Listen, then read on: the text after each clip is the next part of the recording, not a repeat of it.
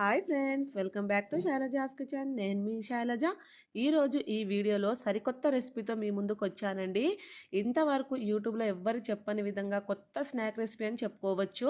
ఇది టేస్ట్ అయితే చాలా అంటే చాలా బాగుంటుందండి. మీరు ఒకటి తినడం స్టార్ట్ చేస్తే ఇంకా వదలరు, అంత రుచిగా ఉంటుంది.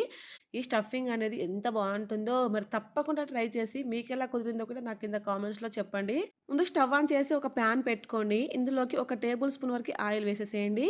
ఆయిల్ కొంచెం హీట్ అయిన తర్వాత ఇందులోకి మీడియం సైజులో ఉన్న 2 ఉల్లిపాయలను ఇలా పొడవుగా కట్ చేసి వేసేసేయండి.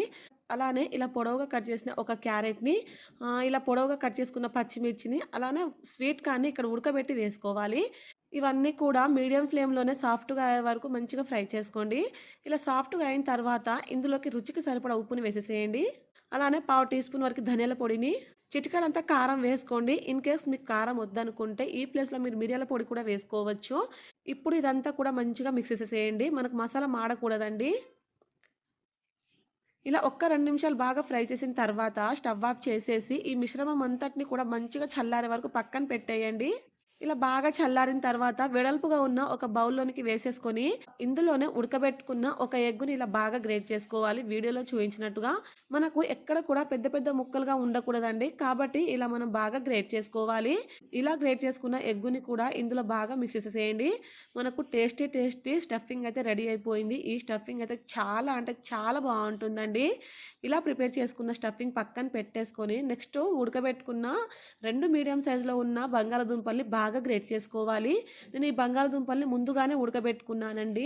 ఇలా బంగాళాదుంప మొత్తం బాగా గ్రేట్ చేసిన తర్వాత ఇందులోకి రుచికి సరిపడా ఉప్పుని వేసేసేయండి. అలానే పావు కప్పు వరకు కార్న్ ఫ్లోర్ వేసుకోండి. దీన్ని మొక్కజొన్న పిండి అని కూడా అంటాం కదా! ఇందులోనే ఒక గుప్పెడంత కొత్తిమీరని కూడా వేసేసుకొని ఇదంతా కూడా బాగా మిక్స్ చేసేసేయండి. అలానే ఫ్రెండ్స్, ఇక్కడ ఒక టీ స్పూన్ వరకి మిరియాల పొడి వేసేసేయండి. నేను మర్చిపోయానండి. ఇప్పుడు ఇదంతా కూడా ఇలా బాగా కలుపుకున్న తర్వాత చేతికి కొంచెం కొంచెంగా ఆయిల్‌ని అప్లై చేసుకుంటూ ఇలా ఈ బంగాళాదుంప మిశ్రమంలో నుంచి ఒక పెద్ద నిమ్మ సైజంతా పిండి తీసుకోండి.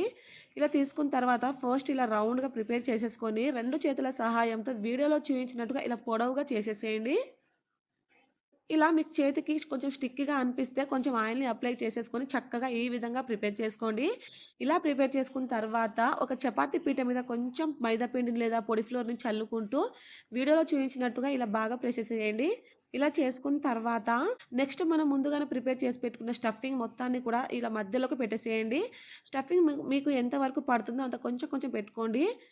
4 సైడ్స్‌లో కూడా మంచిగా మనం క్లోజ్ చేసుకోవాలి. వీడియోలో చూస్తున్నారు కదా! సేమ్ ఇదే విధంగా క్లోజ్ చేసేసేయండి.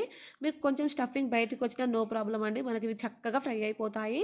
నెక్స్ట్ మీరు కావాలంటే దీని మీద నుంచి నువ్వులను ఇలా అతికించుకోవచ్చు.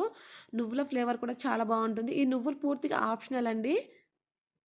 చూసారు కదా! అన్నీ కూడా ఇదే విధంగా ప్రిపేర్ చేసుకున్న తర్వాత వీటిలని మనము షాలో ఫ్రై చేసుకోవాలి. దానికోసం స్టవ్ మీద ప్యాన్ పెట్టుకొని ఇందులోకి 1 లేదా 2 టేబుల్ స్పూన్ల మాత్రమే ఆయిల్ వేసుకోండి. ఈ ఆయిల్ కొంచెం హీట్ అయిన తర్వాత లో ఫ్లేమ్‌లోనే వీటిని వేసుకొని ఒక్క నిమిషం ఫ్రై చేసుకోండి. ఫస్ట్ మనం ఇలా లో ఫ్లేమ్‌లో ఫ్రై చేయడం వలన స్టఫింగ్ లోపటి వరకు చక్కగా ఫ్రై అవుతుంది. అలానే మనకివి విరగకుండా ఉంటాయి. ఇలా వన్స్ ఒక సైడ్ తిప్పిన తర్వాత మంట మీడియం ఫ్లేమ్‌లో పెట్టేసుకొని మంచిగా ఫ్రై చేసుకోవాలండి. ఇలా మనము సెకండ్ సైడ్ తిప్పినప్పుడు నువ్వులు ఉంటాయి కదండీ! ఈ నువ్వులు కొంచెం చిటపటలాడతాయి. ఇలా అటు ఇటు కూడా మంచిగా తిప్పి గోల్డెన్ బ్రౌన్ కలర్‌లోకి ఫ్రై చేసుకున్న తర్వాత వన్ బై వన్ ప్లేట్‌లోకి తీసేసేయడమే. పిల్లలైతే చాలా ఇష్టంగా తింటారండి. టమాటా కెచప్‌తో అయితే ఎక్సలెంట్‌గా ఉంటుందని చెప్పుకోవచ్చు.